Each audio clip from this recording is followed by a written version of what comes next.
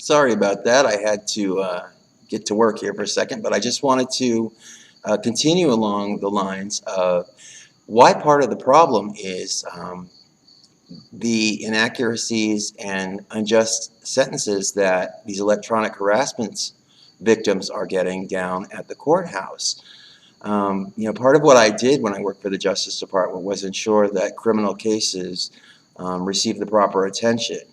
What I am seeing and what I've noticed is a lot of inaccuracies when it comes to sentencing these electronic harassment victims that are about 98% in our area gay.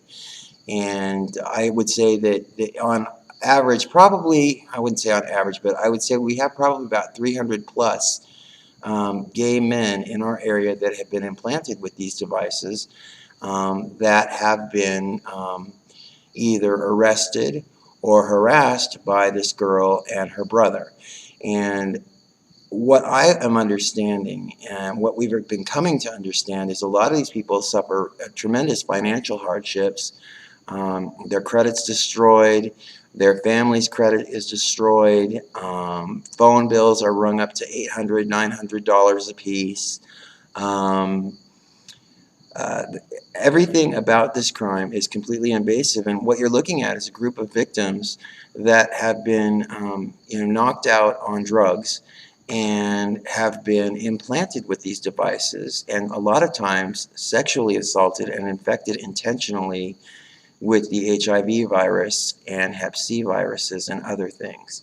And so when I'm talking about the financial cost to the state of California, I'm talking about the cost that it's going to take to treat these men and women that have been intentionally infected and implanted with these devices on top of the criminal sentences that they've been handed because this girl and her brother are running a drug dealing operation and they can't afford for any of these people to tell on them. And I will say that part of the reason that I left the federal government when I did was because I dealt with a lot of high-profile drug cases with the U.S. Attorney and with the judges that I worked for. And I didn't think that it would go very well for any of these cases if these people that are doing this electronic harassment were involved in the drug business. And that's what we found when I came out to Palm Springs. A lot of these people are involved in drug dealing. And they think that if they inform on people that are electronically harassed in our area, it's a hate crime because it's primarily gay men, that the police department won't do anything for these men. And this girl continues to be able to sell drugs in the area. And she thinks herself to be somebody that's helping everyone by targeting a group of men that she doesn't really care for. I'm going to say she hates.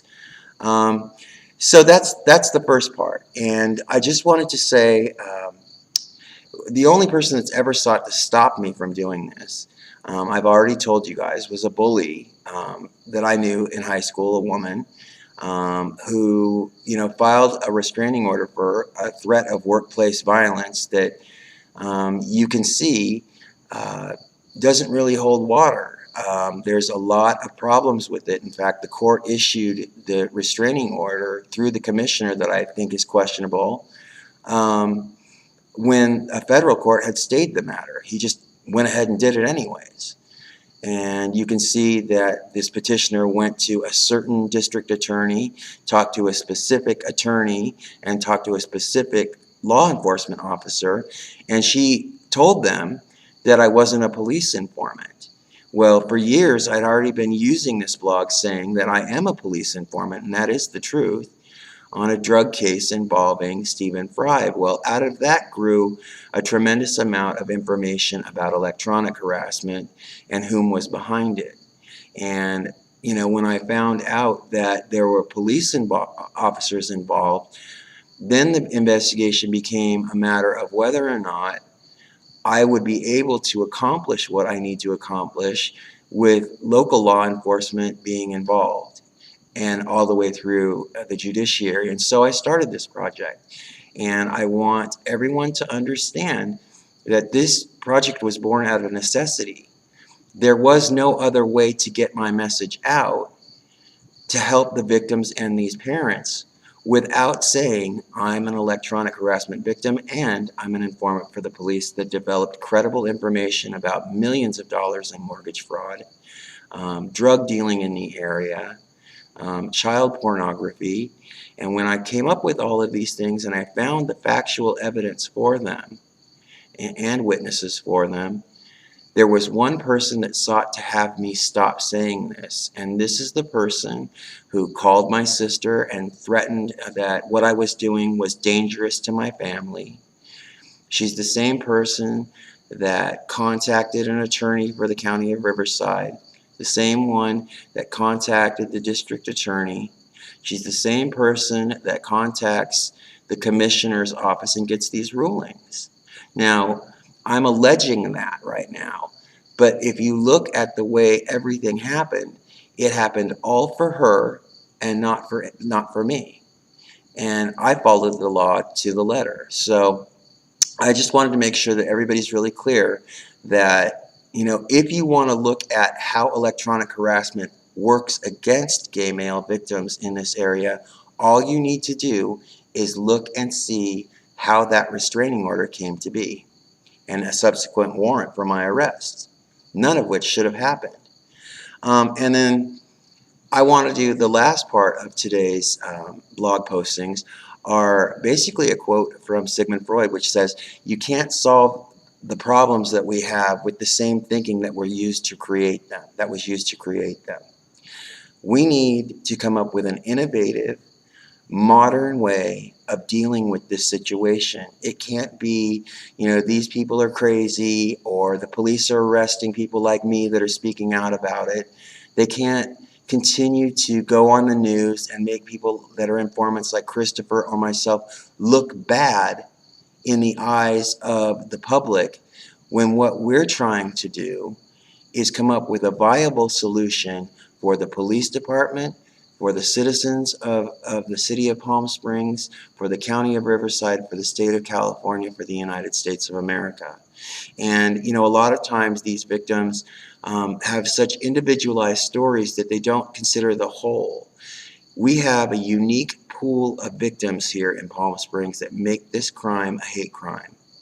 And we have a unique situation in the concentration and sheer numbers of people. We have viable suspects. We have people on the inside of this organization.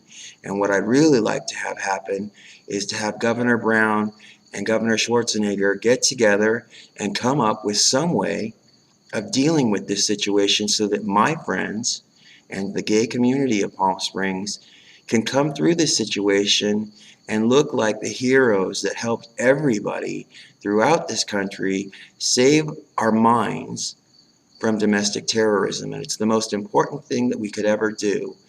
The climate in the country right now for equal rights for everyone is really good. And with the president looking the way he is at equal rights for gays, lesbians, and transgendered people and everyone, I just want to make sure that we're given an equal opportunity to be part of the solution too. We have the right to participate in the way that the government sees us as viable, equal citizens, which means we have a responsibility to save people from crimes like this too. And I just want to say that I'm really proud of my team. I'm really, really proud of how the effort that we've made, some of the heroic stuff that some of our people have done. And I'm really, really, really proud of Christopher for coming through his ordeal with the dignity and grace that he has as a Lutheran priest, as a gay man, as a person that I really love. You have inspired me to greater heights. And I just want everybody to know that my goal with this project, it always has been and always will be, is Christopher's happiness. That's all I want. And then from that, we can grow this into something that protects every citizen of the United States. And it came from a place of love. And that's tonight's show. And I just want you guys to have a great day. I love you, Christopher. Have a good one. Bye.